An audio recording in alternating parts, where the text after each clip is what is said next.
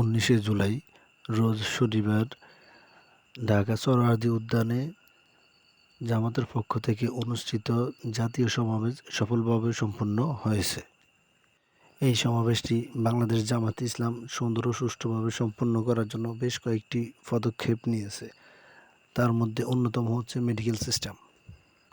সারা দেশ থেকে আগত জনগণকে চিকিৎসা সেবা দেওয়ার জন্য বেশ কয়েকটি মেডিকেল পয়েন্ট স্থাপন করেছিল জামাতে ইসলাম, যাতে করে সারা দেশ থেকে আগত ব্যক্তিরা অসুস্থ হলে খুব দ্রুত চিকিৎসা সেবা নিতে পারে এবং সুস্থতা অনুভব করতে পারে।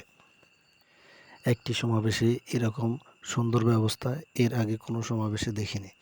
বাংলাদেশে আরও কয়েকটি বড় বড় দল আছে যারা অতীতেও বহু সমাবেশ করেছিল, যেমন আওয়ামী লীগ, বিএনপি, জাতীয় পার্টি এবং আরও অন্যান্য কয়েকটি দল আছে।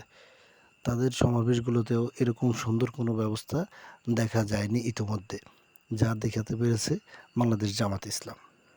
জামাতে ইসলামের এই চিকিৎসা সেবাটি সাধারণ জনগণের মন ছুঁয়ে গেছে। বিশেষ করে আমার নিজেরও মন ছুঁয়ে গেছে এই চিকিৎসা সেবাটি দেখে। শুধু তাই নয়, যে কোনো বিবেকবান ব্যক্তি বলবে নিঃসন্দেহে এটি একটি উত্তম কাজ।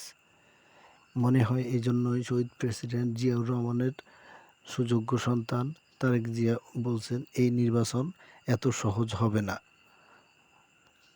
তার দলের নেতাকর্মীদের উদ্দেশ্যে বারবারই এই কথা বলেছেন যে এই নির্বাচন এত সহজ হবে না। এই নির্বাচনের মূল সম্পদ হচ্ছে জনগণ। আপনারা জনগণের কাছে যান, তাহলে জনগণ আমাদের দিকে তাকাবে, অন্যথায় নয়। সমাবেশে করা জামাতে ইসলামের এই মেডিকেল সিস্টেমটি যেন তারেক জিয়ার বলা কথাটির একটি প্রতিচ্ছবি।